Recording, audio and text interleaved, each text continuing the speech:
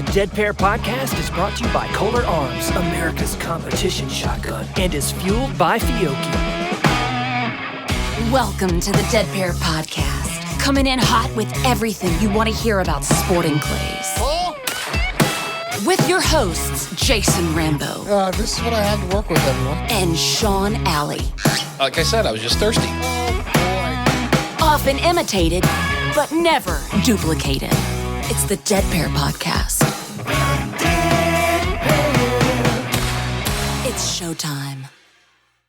Welcome back, everyone. We have got a huge roundtable here with us tonight. Of course, Matt Miller. Welcome back, Matt. Hey, good to see you, Jason, or I guess good to talk to you again. Yeah, for sure. Mr. Kyle Millwood. What's up, Kyle? Not much. Just doing the daily grind. Doing the daily grind. Are you dropping trees everywhere? Pretty much. Awesome. Of course, man, I've saved the best for last. The lovely Miss Portia Fordham. Portia, explain to everyone what your official title is at the Meadows or with the Meadows. I guess that would be the event coordinator. Okay. All right. Cool. And you are on the board for Georgia Sporting Clays Association, correct? I am. And I said to save the best for last because these two other goons I got here with me, I talk to them all the time. I don't get to talk to Portia. So we've got a lot to cover tonight, and this is going to be a really cool episode because we are, like I said, going to hit a lot of bases. Just a real quick reminder to everyone, Neil Chadwick's contest for the youth shooter entry credit of $500 to the Nationals, that's still up for grabs. So go back and listen to show 259 for the details. Get on that. Any youth shooter, real simple, real easy contest. Go back and listen to the details, what Neil's looking for. And if you're the winner, you're going to get $500 credit towards your entry fee at Nationals. The Dead Pair. Hey everyone, a little bit of a special announcement to make here. We have partnered up with Make or Break Ed. That's right, Ed Pritchell from Top Gun Shooting Sports, who holds the Make or Break events around the globe. You know, we kind of touched on that last week's episode. I want to let everyone know if you want to get a hold of them any way, shape, or form, just go to info@makeorbreak.com. Again, there's a link down in the show description. We're fresh off the 2026 Canadian Open, and I was told this was a phenomenal shoot. I've talked to some people that were there. In fact, talked to Brandon, and it was an incredible shoot. They had people from all over the USA, the UK, France, and of course, all over Canada. But Ed wanted me to let everybody know, 7:30 on that Saturday evening, the top 8 qualifiers in level 1, which were A through D, and then, of course, level 2 is Master and Double A. They went head-to-head, as usual, on the Top Gun stage. In level 1, semifinal matches, Brian Morrison beat Dwight Martin 33 points to 14. Coney Dunlap beat Ivano Bornon, I apologize if I'm pronouncing his name wrong, 36 to 26. Ivano went on to beat Dwight Martin 34 to 23 for third place. And then the championship round, Cody Dunlap handedly beat Brian Morrison 47 to 31. Level 2, France's Matthew Delmas beat the UK's Charlie Faulds 47 to 29. I guess Delmas was on fire. He even ran the first half of the menu. He was the only player, he was the first player to shoot a perfect first half. Canada's Sergio Ortinez, again, I apologize for the pronunciation, beat USA's Brett Turtleline 34 to 28. Brandon Powell beat Canada's Joe Barbier 41 to 32. And in the last quarterfinal match, Canada's Frank Mastrani beat USA's Jacques Portier 44 to 32.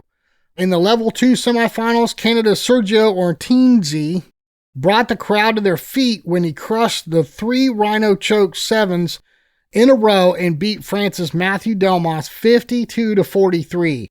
In the second match, USA's Brandon Powell took Canadian Frank Mastrani 47 to 37. There was a really close battle for third place when Matthew Delmas beat out Frank by 50 to 43. In the championship match, Brandon Powell beat out Canada's Sergio 49 to 33 to be the Canadian Open Make-A-Break champion.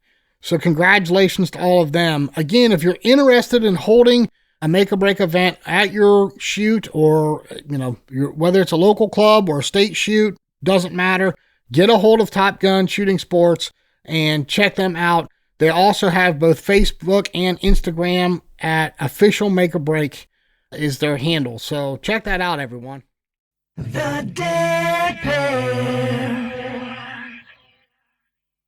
I want to catch up with you a little bit, Portia, because we're not too far off of the Shooters Championship that happened here in 2026. Are there going to be changes to the shoot for next year? I mean, I know the date may fluctuate a little bit, but is there any big plans coming up for that? I feel like with the success we've had the past 2 years with it, we don't want to change the bones of the tournament an awful lot. Right. We are looking at moving it to the fall next year, just because Okay. the first part of the year is so jam-packed, and we are also the host club for the 2027 Georgia State shoot. Oh, nice. So we'll have that June 8th through the 13th of next year. Okay. So we're going to look at pushing shooters out, hopefully to sometime in the fall, maybe get everybody's schedule eased up a little bit. But Yeah. overall, that shoot is made to give back to the shooters. So the only thing we would ever want to do is continue to grow it and offer more money and more prizes. I had talked to some of you folks down at Meadows about having like a little roundtable prelude, maybe later on this fall for next year's Shooters Championship. So we still want to plan on that. I'm not trying to draw details out of you, but the next question I had, you kind of already answered, was the date for next year. It looks like you're going to move it towards the fall to maybe capture some better weather. Is that what you had in mind? That's the goal. Mother Nature's not been too nice to us the past 2 years because of the rain. It has turned into a mud bog as much as a sport and clays tournament, but we are looking at possibly moving out into the fall to get away from the busier schedule and to hopefully have a little bit of cooler weather and a little bit less rain. So let me ask you this, just from your opinion, okay? Like, I'm not looking for dirty details in one way or the other. Would you say that the 2026 Shooters Championship was a success, or do you think maybe it needed some work? In my mind, I do think it was a success. With our management team just taking over the Meadows in December, it was the first really big shoot that we had done, and we have a really good team in place to take care of that.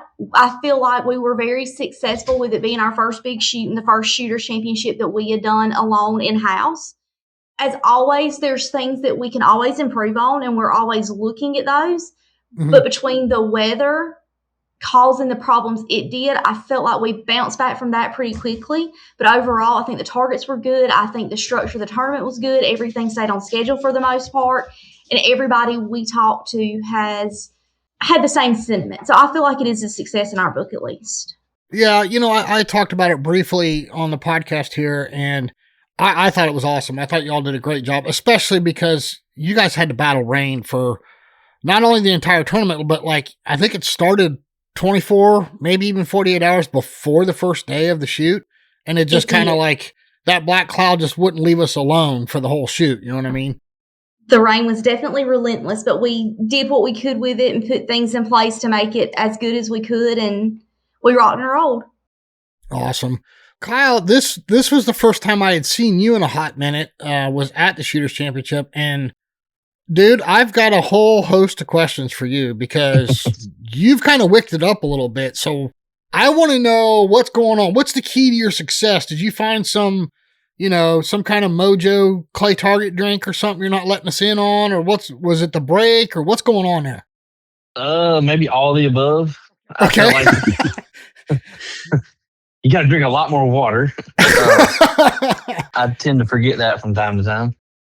But no, I've spent maybe the last year and a half, 2.5 years playing with guns as far as different barrels, different stocks, and adjusting all of the above, as I'm going. And I mean, I would even shoot the bigger tournaments, regionals, nationals like that. I mean, I'd shoot one event with one gun and one event with another, and just kind of putting the guns up against each other to kind of dial in what was working better than the other, and just kind of wanting to make a change. I felt like I'd maybe plateaued and just something wasn't quite right. And, it's Yeah. it's never my fault. I mean, it's always the gun, so you got to change something. Well, yeah, dude, I blame everything but me. So I tried that also, but Are you still in the K gun then? Or just trying different combinations, or? yeah, no, I don't plan on changing that. Just Okay. like I went from a 34 fixed parkour to like back to my original sporter, and then also an X barrel. I did just trying some chokes out since the majority of the targets you probably don't need a 34, Yeah. and most of the shooting world shoots a 32 inch. So like, all right, well maybe there's something to that. Do we really need the 34? Just lots of questions that I don't necessarily think it matters if you do it right, but it was just a question or a lack of confidence in my mind. So I just had to go through the steps to narrow it down and get that settled. Well, I don't know about performance. I've never personally have, spent a lot of time with a 34-inch barrel, but look, me, you, and Matt are all about the same height. And when we're shooting the 34-inch barrels, it looks like a Keebler elf swinging a telephone pole. So you're messing with the equipment, but do you think the break helped you a little bit? I think it always helps. I mean, it's kind of a reset, whether it's the mind or maybe even the bad habits. When you start back, you're kind of more doing it the right way and leave some of the other stuff behind. But like I usually call it in the off season, like I'll go from shooting twice or 3 times a week to shoot once every other week or something, just to like know where the gun's pointing, if that makes sense. Yeah. Well, I know you hammered for quite a long time, so I mean, you've got that target catalog to fall back on. You know what I mean? Compared to some people that are getting started later in life, they don't, they just don't have those millions of targets. They grind it out, So for somebody like you, it makes sense to take a little break. Were you gonna comment there, Matt? I saw you leaning forward to the. No, I was just going to say that I have a standing offer to lock all of his other setups up in my safe. He hasn't taken me up on it, but the way he's been shooting, and I shoot with Kyle a lot, and he's shooting so well. I see it over his shoulder all the time. And every time if I like think he's going to bring out a different setup, I just give him a look like, don't do it. Don't do it. And anyway, I'm happy for him, man. He's been shooting awesome this year, and he's earned all the successes he's had this year. That's for sure. Well, since I've got 3 guests on the show from Georgia, I would kind of like to do, and we're fresh off of it, I'd kind of like to do a little Georgia State review. First of all, congratulations to Connor Daniel. I mean, what an accomplishment. I mean, for that young man. Definitely. Look at the company he was in to pull off an HOA like that is really impressive in Georgia. And his 96 on Eric's course was stout, like getting crazy it done. Good. Crazy good. Well, good for him, man. That's awesome. And what a super polite young man anyway. He's very respectful. But no, awesome. It was hosted by Big Red Oak this year. And I know Wendell and Jessica worked really hard. Guys, I couldn't make this shoot. You're going to have to paint the picture for me. I thought they did a great job. They also got inundated with bad weather, and it was unfortunate for them. And not only did they get hit with a lot of rain, like leading up to the shoot, right when the site would start drying out, they would get a fresh downpour, and a really heavy downpour came in late Saturday. Like it came in right as Kyle and I were finishing were we on the 3:30 main or the 11:30 on Saturday? No, I can't remember. Like it was around late afternoon, and the rain came in and just, inundated the site before the banquet dinner. So I think a lot of people left. But I will say, honestly, I thought they did an excellent job managing the site for the rain, and they did a lot of things that I thought I would have never thought of. Like they did valet trailer parking, where they were taking trailers with tractors to minimize truck traffic on some of the wetter areas. They made some modifications to feed task where you stayed on the main road, but they built in like mulch kind of culverts to walk across to keep the cart traffic down between the parkours. That worked out well. The actual the roads were fine. So I just wanted to tip my cap to Big Red Oak, because I thought what they could control, they did a really good job with. And I thought the targets were fair. The targets were fun. There was definitely a distinct flavor between Eric's targets and Pat Lesky's targets. It was good cop, bad cop, and I think Eric is always happy to be the bad cop. He was certainly testier, but I really don't have anything negative to say. The only negative was Mother Nature again, just like at shooters, and that's unfortunately out of everyone's control. So it was a great shoot. I appreciated it. Kyle, what do you think, buddy? You got anything to add to that? I'd say mostly the same. Like even on the targets, like they're mostly. I mean, even if you say good cop, bad cop, like Eric, always does a great job. But, if it was hard or difficult, he'd at least let you look at it for a while. Sometimes other tournaments, other target setters, stuff like that, like, they make it an eye test or something along those lines. But, they did great with the hand they were dealt at the time with weather and all the above. Portia, from a board perspective, what was your opinion of the shoot?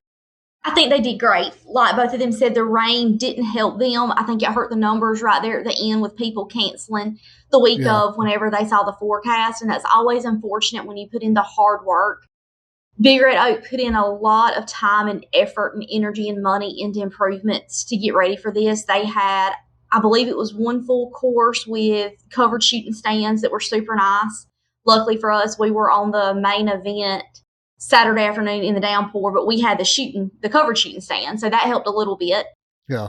They checked all the boxes. They did really good with the shooter gifts. They worked with the board to provide the $20 back to class that the board gave. We done vouchers for meal tickets for the main event, and they rolled with that and just made sure that everything was taken care of.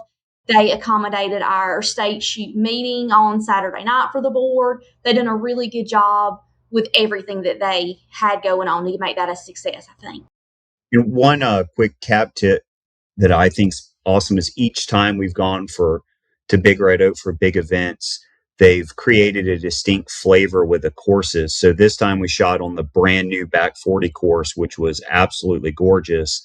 And then the last time we had the Southeast Regional there, we were in that like back pine area where they do quail hunts, and it's unique. So when you go there for monthly shoots, you're typically shooting on their quail and pheasant courses, but they treat us to different locations and different setups when you go to big events. So it feels completely different. And so I wanted to say that was awesome. And yeah, I couldn't say enough what Kyle said with Eric's targets and Pat's targets being really good, and both were in the right range of difficulty for a Georgia State shoot, which is typically a little more ramped up than most other state shoots. I don't know how many pro squad members, maybe 20 pro squad members there at least. So they have to keep them fairly difficult to separate those out, but they were a really good difficult and not over the top. I mean, perfect for a state shoot, in my opinion. Before I ask this next question to you, Portia, I want to preface this with saying that the question is not necessarily directed towards the club.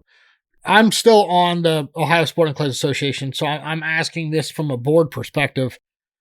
What do you think needed improvement? And I'm saying this from a state championship shoot level. Was there anything that you felt as a board, or maybe you guys came together with the club and collectively made a decision that, hey, why don't we change this for next year? Why don't we try this for next year? Was there any of that kind of talk yet, or is that coming, do you think? It is coming, but it's not anything on the part of Big Red Oak. They did a phenomenal job. Us as a board are constantly working to improve not only sporting clays in Georgia, but our state shoot, because that's the pinnacle of shooting in our state. Right. We are constantly looking at ways to hold clubs to a higher standard to make sure that the shooters get everything that they deserve. We are looking at getting involved in different aspects to take some of the burden off the clubs, to make it a little bit easier for the host club. And we are trying to even formulate a state shoot committee with members of the shooting community in Georgia who would be volunteers to maybe get involved with a couple of the board members to act as a liaison between the host club and the board to make sure that everything is as good as it can be for the shooter. That's awesome. Yeah, I mean, you know, like I said, I'm still on the board in Ohio, and we actually have a meeting immediately after the state shoot, and we have a meeting once a month, every month until we get about 2 months out from the state shoot. And then we kind of start backing up pretty quick, about every 2 weeks, just to make sure we're following it up with everything and crossing T's and dotting the I's. So that's where my question came from, because we immediately have a meeting after to evaluate what went right, what went wrong, what needs improvement. Because like you said, it is the pinnacle shoot of the year for us within the state. So what would you say the goal is for the GSCA and their state championship? Is it solely attendance?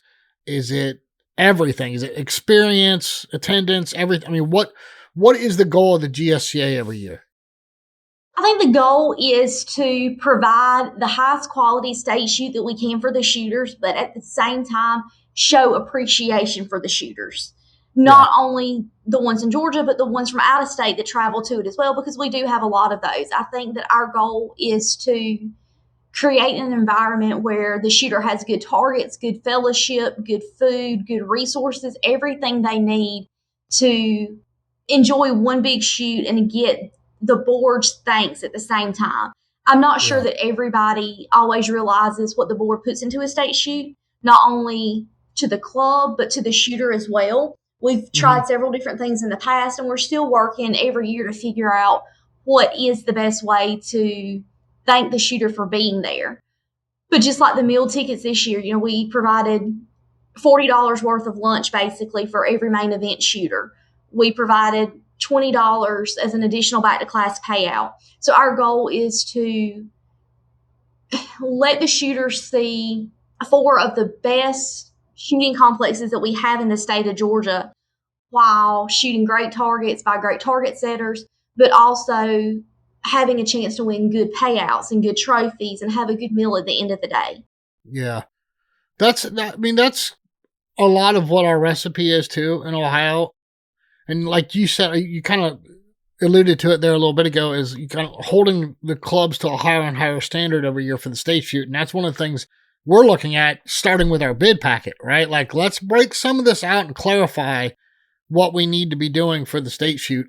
It's ever evolving, Absolutely. The similarities are extreme. Yeah. We're also doing the same as, in that same process as, like, hey, let's do all we can and even go ahead and set some aspects that we've never set before as a board or a community, as far as what we need to do or what we think we want to do. And then at the same time, we've got a survey or a questionnaire coming out to help get the ideas and opinions of everyone, so that we can meet those expectations better. Yeah. And you guys said it's going to Meadows next year, and you said that would be in June. Is that correct? Correct. It'll be June 8th through 13th. Okay. Well, Casey, it's obviously not up on Score Chaser yet, or Casey would have already let me know that it was going to open at a certain date for our tourney talk that we do. So we'll be sure and blast that out there when it is available up on Score Chaser. But, speaking of state shoots, one of the topics I had here for tonight was the current schedule for the sport as a competitor is just insane right now. I mean, the Ohio State shoot's coming up here. It's July 30th through August 2nd. Immediately following that is the Indiana State. Immediately following that's the U.S. Open. And we kind of ran into the same thing with the shooters, right? We had the Shooters Championship. The very next weekend was the Southeast Regional. And then the very next weekend, there was a whole host of state shoots you can go to. And then the Georgia State was the weekend after that. I mean, it's just back to back to back to back big shoots. Matt, you're over there being kind of quiet. So I'm going to ask you and Kyle this. How do you guys choose which shoot to go to? Like, back in the day, it used to be real obvious, right? Like, if I'm going for money, I'm going here. Or if I'm going to go for experience, I'm going here. Now, all of these clubs have raised the level of tournaments. They're all paying good. They all have good experience. Like, how do you guys pick and choose where you're going? Yeah, I think the first thing is to recognize, like, it's a good problem to have, right? The sport's growing. We have so many great shoots. That's number one. After 2024, when I did like both world championships that were here and maybe 3 or 4 of the tour, I kind of had to ask myself the same question. Like, it's getting to the point like I've got to start making some decisions. And I think you have to ask yourself like what your goal is and then work backwards from there. Obviously, if you're chasing All American or Team USA, that kind of makes it obvious what you're going to want to go to. Very few of us are in that position. Most of us are more hobbyists. I'm 100% amateur. I have no sponsor obligations. I'm not pro squad, anything like that. So I just look at things simply from a calendar and logistical perspective. So I lay out my calendar like on paper, I'll be laying out my 2027 calendar now. It'll probably be 50% filled out. And I put on anniversaries, kids' birthdays, everything, and then look at the shoots that are in those open windows and go to the ones that make sense from a logistics standpoint. So I generally only want to fly to events, like say 2 events a year plus fly to a lesson with Anthony. So I try to fly a lesson 3 times. So if you include nationals and a lesson, that's 2 of the 3. So I'll determine one more event I fly to. The other ones are going to be definitely Georgia State and hit, state shoots in the area, hit the big Georgia events like the shooters, just because those are in my backyard. But to me, it's a very simplistic exercise of, I have 20 vacation days. So I start calculating what each shoot is going to burn. You have a travel day. You've got Friday, Saturday, Sunday for shooting minimum. So you're talking about 2 vacation days, generally speaking, if you go to a shoot, or at least 1.5. And so I get, 20, and you just start doing math down. So for me, it's really that aspect of it is what makes sense from a time standpoint with my commitments to the family, what makes sense from a budgetary standpoint. If I can get great competition driving in my backyard, I'm going to do that over flying somewhere. And it's in line with my goal right now, which is just to be a better amateur shooter. Kyle, what about you, buddy? I know it's a little bit different for you being, I will say, family business, self-employed. Right. But at the same time, that can be even harder to get away, right? So for you, what do you do? Do you set goals like Matt and then decide from there? Or, because I know you've had a little bit of a break and you're coming back into it, so you're probably kind of looking at that calendar, right? I probably should. I took I took advantage of the Score Chaser, program. They pretty much signed you up for all the big stuff. So, I just get an email saying, "Hey, you're signed up for this," for the following year. So I wouldn't say I've necessarily chosen to sign up for it. It's just like, all right, if I can make it, I'm going. And then, you get the email that says when you need to cancel by if you have to. And it being a family business is just, unless something catastrophic happens, we've been lucky or blessed the last couple of years that either plan it or get a strategy up with me and my brother and my dad and be able to go to most of them. I've canceled a couple, but if something major breaks down or something like that, then that's the kind of stuff that I need to stay here for that. And some of it has been like something broke down that it was big enough or slow enough on the shipping that like, hey, this part ain't going to be here till after I get back anyway. So I'll go ahead and go and then take a stressful week at work and turn it into a, relaxing weekend somewhere else doing what we all love to do. Yeah. But I've, I like to, even way back on the PSCA stuff, shoots, big shoots, like I just like to go see, kind of how I measure up against the guys that are professionals and then hopefully slowly ticking my way into that category. But there's a lot to be said for, working 60, 70 hours and then going and trying to shoot in the free time and the last hour of daylight here and there. And all those guys would agree because most of them have done the same to get to where they're at. Yeah.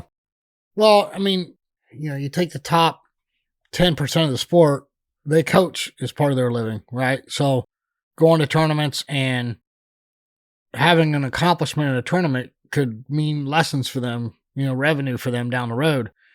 The vast majority of what makes up a tournament, though, is people that are going to work every week and every day. So, Matt, you and I kind of talked about this off air is, what's your return on investment for attending a competition?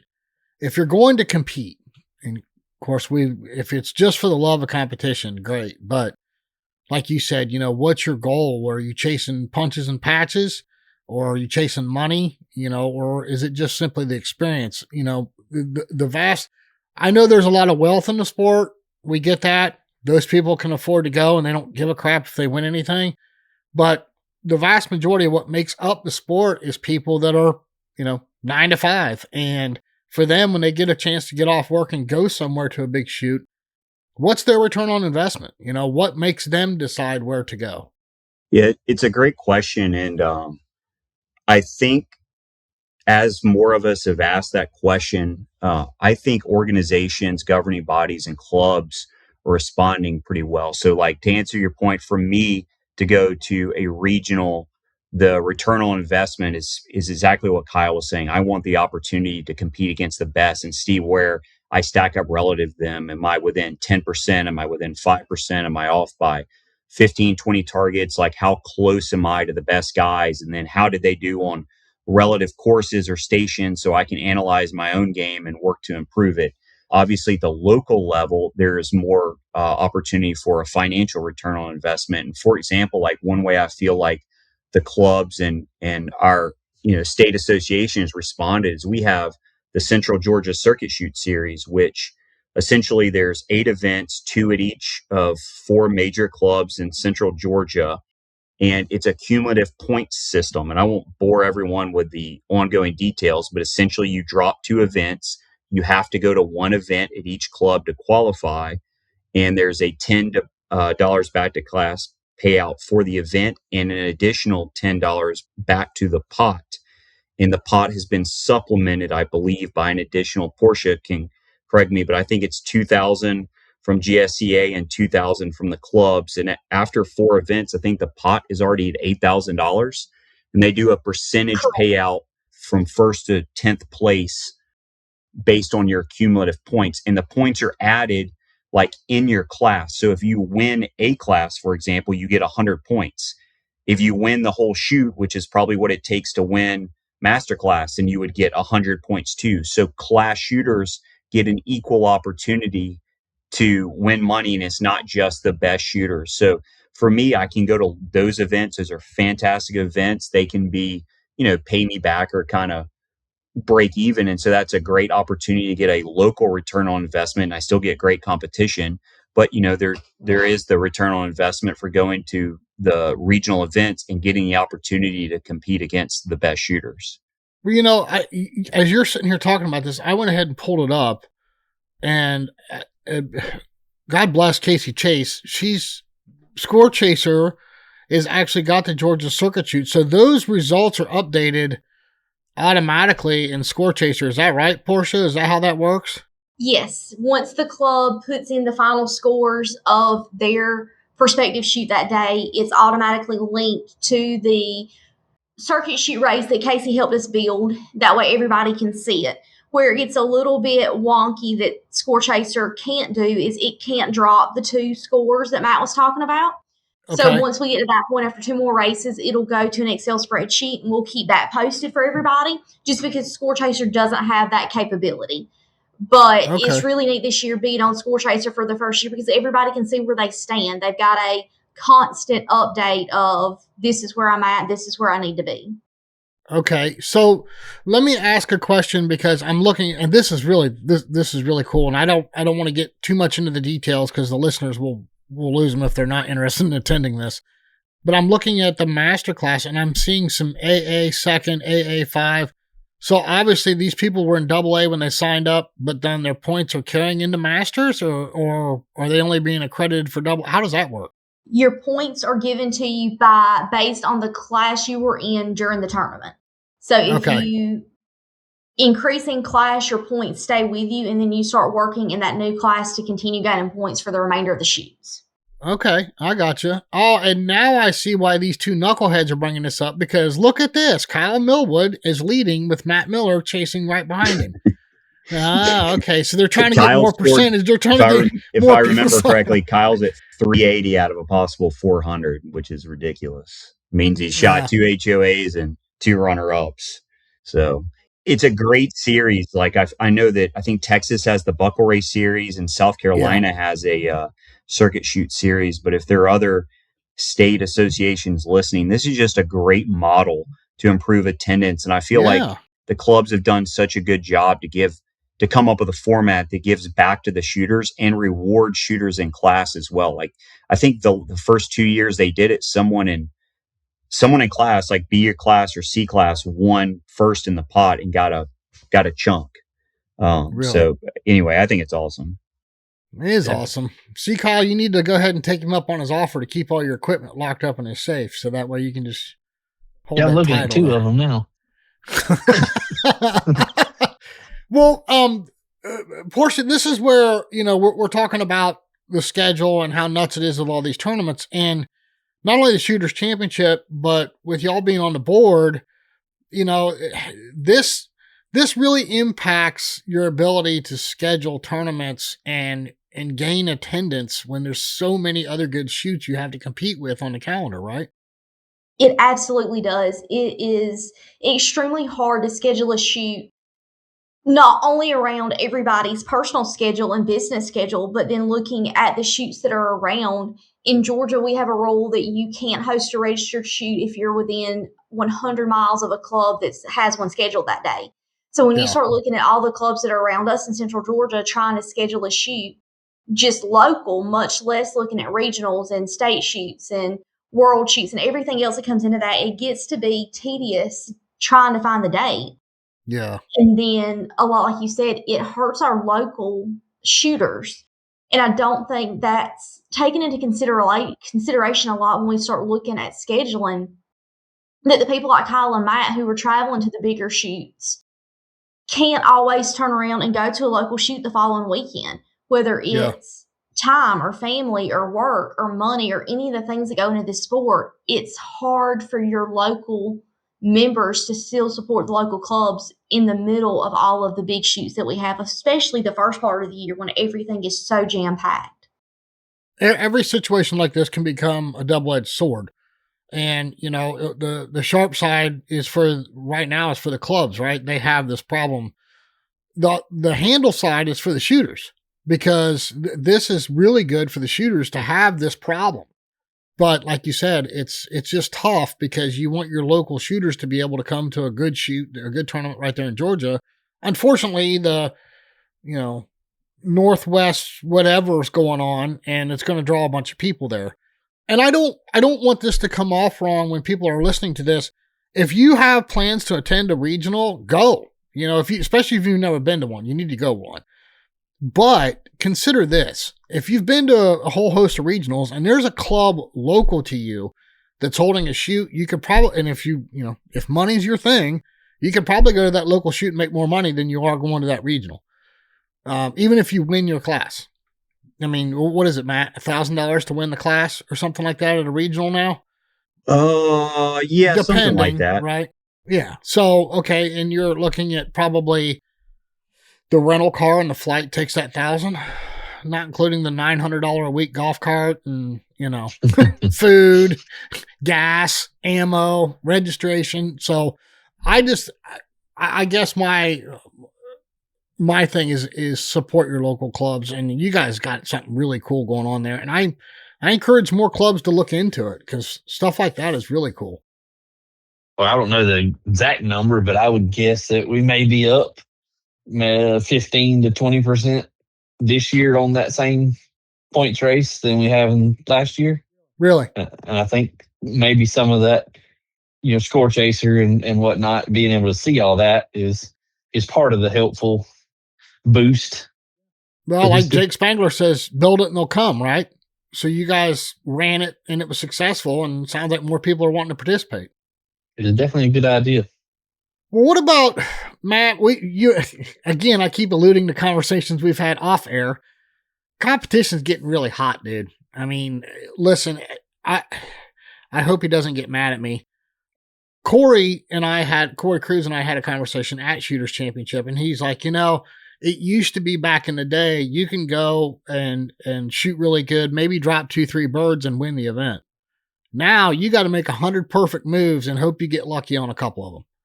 And I mean, Kyle, look, you've had a little break and came back. Are you seeing the same thing too? Yeah, I think, I mean, just even you could say the youth that's been getting lessons from Corey and Anthony and Zach and Kevin and all the guys, that have been doing it for so long. Well, they're also starting younger. So, we've produced Connor Daniel and that whole age group, just all of those guys are, killing it. I mean, Dylan Thompson, same thing. His name is at the top locally a good bit. Yeah. And that's just, I can't remember the saying, but, Anthony's always good about, was it rising tides or something about, lift all ships. Yep. Right. Iron sharpens iron. Like, hey, you either practice a little more and get a little better, or you're getting left behind. And that's happening a lot in Georgia right now. Just the talent's crazy. Well, I mean, look, Georgia's always been a hotbed for shooters. But, what I'm talking about is if you look at scores as a whole, and, I wish we had Neil Chadwick on right now. This guy loves statistics when it comes to this stuff, because he looks at all this and breaks it all down. But it seems to me like the scores predominantly across the board are going up everywhere. And Kyle, you said something about Anthony. Matt, I know you guys talk all the time. He's not only your coach, he's a friend of yours. What have you guys talked about? What's your take? What's his take on this? Yeah, I mean, I think 100% everyone's getting better. Targets are more challenging than ever, and I think our skills are responding. I mean, I feel like I'm shooting far better than I've ever shot now. And there are people that are getting, like, I think about Dylan and how good he's gotten and how great of a shooter he is. It's like, man, I'm getting better. And this kid's getting better, exponentially faster with the work he's putting in. So I don't see that changing. To Kyle's point, I think good shooters are going to continue to get better. I think as the cream rises to the top, they're going to challenge each other to get better.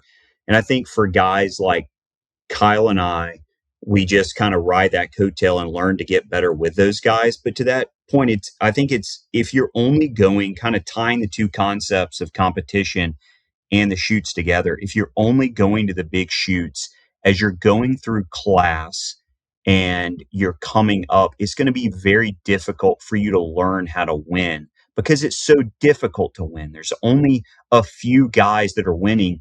And you almost have to shoot an out of your mind score to win. Like, usually the winning score is something like you shoot the targets and you look at the winning score and you're like, how is that score even possible? I mean, Anthony says that, like, the winning score is usually something that's just phenomenal. So if you can go to local events and hone your craft, learning to win in class locally, and then when you get through your classes, then the next chance is like, can you win in a local shoot in Georgia? And that sounds like it's not that big of a deal. It's that's a big deal. Go do it. Yeah, no. Because I've shot my last circuit shoot on the squad was myself and Kyle. Trent Martin's a great shooter. John Bush, the president of GSEA, is a great shooter, and Dylan Thompson was with us. Well, there you go. Just to win the squad, you got to beat Dylan. So I think you have to tie those two concepts together and not allow the level of national competition to frustrate you. And even if you win in class with Georgia, if you look at the class scores for like the shooters, they're phenomenal scores. I mean, they're scores you would not expect a D or a C class shooter to shoot, and they still do it. So, I would encourage everyone, even if they have aspirations at the national level, don't abandon those local shoots and hone your craft there, and then bring that confidence and experience to the bigger shoots where the targets are going to be more challenging. And if you don't have that inherent confidence, those targets are going to grind you down. Well, Matt, you said something about honing your craft, and I wanted to ask about that. So has this changed your training and overall approach to a big event? The competition or shooting locally? The level of competition in general, just like how the scores have stepped up so exponentially. I mean, I've definitely kind of amended my mental game. My mental game is just is so much more built around an independent mindset of just simply evaluating how I'm shooting and approving what I'm doing. Because if you get lost in what Brandon shot or Braxton or Dylan or anyone else, it kind of becomes like a self-licking ice cream of defeat and confidence evaporation. And you just can't do that yourself. So I don't. Yeah. those guys are going to do what they're going to do. And I have to keep my tunnel vision of what I can do to improve my shooting. And if I focus on that thing, I'm going to get closer to the scores they're shooting. That's the only thing I concern myself with is like, how did I shoot on the targets? What mistakes did I make? And then you can use the scores that they're shooting as a guide. But if you're taking the approach of win or bust, at least where I am in the game, like that's kind of a fool's errand. You have to kind of insulate yourself from the success and the scores those guys are having and really look at things in a much more simplistic level of gradual improvement in an ongoing process of trying to close the gap. It's difficult to close the gap because they're getting better too. But to me, that's how I look at it. And that's really changed my mental game. I used to, go home defeated because you feel like you shoot good. And then somebody throws up some insane score and you feel defeated. But now it's like, they're going to shoot what they're going to shoot. And it's up to me to get better at what I do and not worry about the rest. That's an awesome answer, Matt. Kyle, what about you, buddy? If you since you've kind of stepped back into it and I'm sure you were probably looking at scores even when you were on a break, but has it kind of changed your training and your overall approach?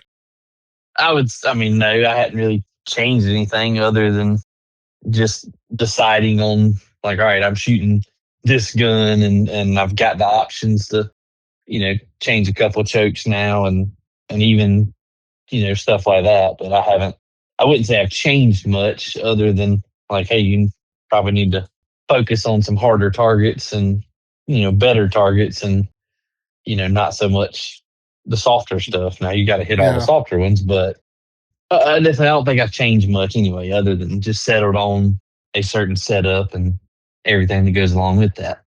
Yeah. Portia, ma'am, I'm sorry. I don't mean to leave you out of this conversation. So let me ask you this. Are you at least entertained by watching all this happen? I am. I enjoy it. It's fun to me. I'm sure you've seen a lot of trash can kicking and shell throwing and all kind of stuff go on with some of the stuff, right? I have. There's always a little bit of attitude, but sometimes it's the good kind. Sometimes it's when everybody does good and everybody's pumped up and things are going well that you see the harder shells getting thrown in the trash can and all of that. I want to ask all of you this question, and maybe Portia might have the most interesting answer, so we'll start with her. I want to know, are we headed in the right direction in terms of target setting and the current classification system that we have? Based on those two things, are we headed in the right direction as a sport? What do you think, Portia? I think so. I think that, especially in the Southeast, we have some of the best target setters you can get. There is no shortage of people that can come in and set targets. Luckily for us internally, we have really good full-time staff that set great targets. Kevin and Brian do an excellent job at setting our targets on a day-to-day and even for our monthly shoots. But when we start looking at bigger tournaments such as shooters and the state shoot and things like that, there's no shortage of people that you can call that live within hours away that can be there and set any kind of target you want. Whether it's Rick Hemingway and the big long shots that kill everybody, or Eric who can throw something within 20 yards and still make you miss it. We have a wealth of target setters who can make any presentation that you want. Okay. What about you, Kyle? Do you think we're heading in the right direction? I think any change is a good change as far as we're searching for what's better and we're adjusting on the fly and all the above. But I think the, participation's up, the difficulty's up, level of experience is up, and just ability is up. So I think we're doing something right. Yeah. I go to a shoot every once in a while and everybody gets their butt kicked and I scratch my head and go on, was this the right thing to do? But I guess not everybody's going to get it right every time, right? But Matt, what's your perspective on it? I think so. I think there needs to be some give and take or mutual understanding from the shooter and the event. And what I mean by that is I think when people understand that it's pretty well established now, when you go to a championship tour event, the targets are going to be difficult and they're going to be relentless And I think that's kind of the thing that most people don't appreciate the most. It's not the individual target difficulty that makes those events challenging. It's that every station is technical and challenging.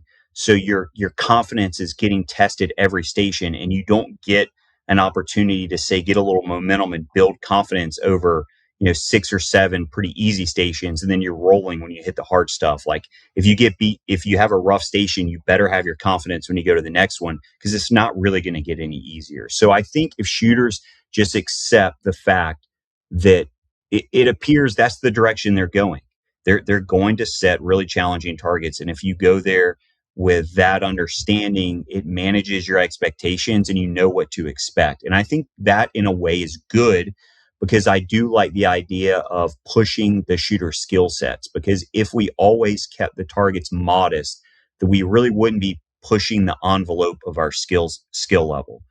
On the other hand, I think there needs to be other events that fill that gap, and there needs to be a hierarchy of difficulty. Like if you go to a regional, or world championship, expect that to be the most difficult. When you go to a state shoot, if it's a smaller state, like don't try to smash your attendance and your participants. Like throw stuff that if a 97, 98 wins it, so be it. But don't use that as an opportunity necessarily to beat down your constituents for that shoot. And then when you go locally, there's kind of a formula. You can have 8, pretty straightforward stations, and 3 a little bit more difficult, and then maybe like 3 separator stations, and go with that formula. So I think there needs to be a hierarchy of difficulty. I don't think it's a one answer fits all. I do like that we're pushing the limits of skill. It's not always fun when I'm getting smashed on a course, but at the end of the day, the more of those difficult events I've done, the better shooter I've left there. But you need to have, I think shooters need to have a framework for making sure you have a way to repair your confidence after those events. If you go there and get beat down, then, go to a local shoot and kind of go through a competition on less difficult targets and put a round together, shoot that 87 or 88 and wash that, 65 off. So that's kind of my opinion. Is I accept the direction. I think we'll look back and say is the right one as we get, the United States, the US has gotten so much better as shooters. But there definitely needs to be other shoots in other settings that offer an alternative to being the most difficult. Like every shoot the target setter shouldn't show up there trying to push the envelope. Like set a fair test and recognize the level of the shooter that you're setting targets for. If you're not trying to distinguish the top 100 shooters, you can take it back and not punish those guys that are in class. Yeah. That's well said, Matt. That's very well said. Kyle, I see now why you let him do all the talking. He's way better at it. But I mean, to be fair, like, the word test is a big word, and that's what, most of these big tournaments, they are the big test.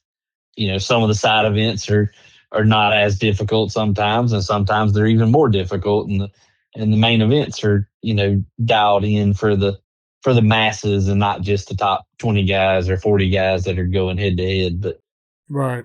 And I think it's good that kind of bounces around. But, me as a shooter, that's what I like. Like, hey, I don't care what you throw. If it's, some days are going to be like, all right, it's missing out if you want to win. And some days are like, hey, you got a good 5 or 10 targets. You can still be in the game here. After the first day or second day or whatever. But with the talent that's out there, likely that's a big number. I mean, 2 or 3 or 4 misses by the top guys is going to be about all they're going to give you for, your first or second place on the course. But if they give you that. Right. Yeah. But, there's the point being is, it is test day, and sometimes myself included, like, hey, don't get mad at the target setters or the clubs for the targets, because they have the difficult problem to solve. Is like, how do you please everybody? Because you have to separate everyone, but you also have to understand that, like, hey, this is a hobby or a vacation, and everybody wants to enjoy the time that they're out there, and not everybody's out there for the competition. They're out there just to have fun with their buddies, and you have to blend that somewhat equally. Yeah. Yeah, that's well said. I guess, so the Dead Pair Blast, of course I'm going to brag about that because that's, this program's putting on that shoot in December. I guess that's where I throw all of that out the window. And I want that to be just a really fun shoot, right? Pays back good money, we're giving a crap ton of prizes away. Thank you to our sponsors. But that's where I kind of figure, like, you know what? It's at the end of the year, and you guys have either stressed yourselves out or beat yourselves up, or a target setter somewhere along the way beat you up. And I just want everybody to come out and have fun, right? So I throw all of that out the window and just go set some wild, fun, crazy stuff. But yeah, which, by the way, I hope all three of you are planning on attending December 11th and 12th at Rocky Creek in South Carolina. Everybody's being quiet. Matt's looking at the ceiling and the floor. No. I already told you I would be there. Don't even start. Okay, all right. It's actually not a bad drive from here. See, there you go. So while Kyle just volunteered himself, he's going to be there. What about you, Portia? You at least going to come have a drink with us? Absolutely. Well, we got Taconic Distillery sponsoring a cocktail hour on Friday and Saturday night. We're going to have all the Portia's my good luck charm when we shoot anyway, so I want her there. And did you know this? I was on the squad when Portia shot a 90 at Big Red Oak. I got to witness it in person. Really? I was. Well, wait a minute, Portia. Now I feel bad. I didn't know you were competing too. I don't know that I would go that far. I attempt to compete. I show up and participate. I mean, come on. I host this podcast, and that's all I do is attempt to compete. So we're in the same boat. But she is a 90 shooter, in fact. I saw it myself. That is awesome. Well, congratulations, Port. That's really good. Not too many people can wrap up their day with a 9 in front of their score, right? And if I remember correctly, didn't you beat Trey too? I think I beat most of y'all that day, didn't I? Oh, Matt, maybe you just got the smackdown. I'm not trying to be a Packer. I think I shot a 98 or a 99 that day. Oh, I'm not surprised by that. But I wasn't at the bottom of the squad. I mean, I don't want to have to needle your balloon, but I'm just going to have to needle it. Wait, she did beat Trey. Is that what I'm hearing? I'm almost 100% sure. You wait till next time I see him. I cannot wait. This is awesome. Portia, I'm gonna have like some kind of a Golden Goat award made for you and present it right in front of Trey. Like, ha ha. Well, guys, this has been really cool, and I appreciate everybody getting together. I mean, I don't know how much we've actually accomplished, but I think we got some good information out there. I think we've covered some topics that definitely have needed to be hit lately. Matt, did you have anything else you wanted to spew out there? Because we're all ears, buddy. I've anything intelligent I had to say is out. So anything from here is going to be dumb as hell. So I'm just going to stop talking. Well, we got 55 minutes out of him, Kyle. True. What about you, Kyle? You've been way too quiet this show. I'm just glad to be here. All right. Well, we're glad to have you. Portia, is there anything else you wanted to let everybody know? No, just as always, thanks for supporting the Meadows Shooters Championship. Keep a lookout for all the new things coming from us on that. Our goal is to make everything we do bigger and better, and that's where we're going. Well, like I said, we are going to do a roundtable this fall with the folks from the Meadows. Of course, Portia, you're included in that. Talking about the 2027 Shooters Championship. And since you guys are hosting the Georgia State, we can just do a little prelude to that as well. Perfect. We'll take it. Yes, absolutely. So everybody keep their ears open for that one. Listen, everyone, the message is the same each and every week. Take someone new shooting, take them to a tournament. And if they're in Georgia, my goodness, listen to all the great shooting that goes on there. Take them, drag them out to a tournament. Show them these pros like Mr. Miller and Mr. Millwood here on the show with us. Here, I'll point them to Kevin and Dylan and Zach. I'll show them where they sit at. You show them where they camp out. Yeah, exactly. And if you listen, your own. Yeah. Well, hey, speaking of which, Portia, it sounds to me like if any of the listeners have a lady that they want to take shooting, they need to drag them over there and squat them with you. Oh, I would not go that far. I am way better with a pen and a computer than I am a shotgun. I can get them in touch with some good people, but I am way better behind the counter there and in front of it. But we would love to have them. Oh, my goodness. So listen, everyone, thanks again to all of our sponsors.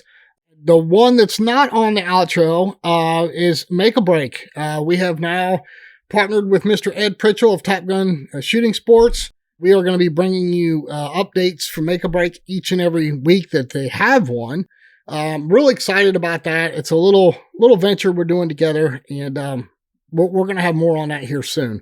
Matt, Kyle, Portia, thank you all very much for joining us. We really appreciate it, and you guys are welcome back here anytime. Thanks, Thank Jason. you. Appreciate it.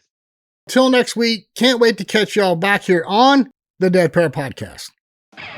We'll see you next time on the Dead Pair Podcast. The Dead Pair Podcast is brought to you by Kolar Arms, America's competition shotgun, and is fueled by Fiocchi USA. The Dead Pair theme song was written, arranged, and produced by Toby Tomplay. Big thanks to the following sponsors: RE Ranger, see it further, see it faster with Ranger Performance Eyewear. Atlas Traps, America's finest clay target equipment. Gun and Trophy Insurance, protect your prized possessions with the best insurance. Rhino Chokes, the best chokes and barrel porting in the world.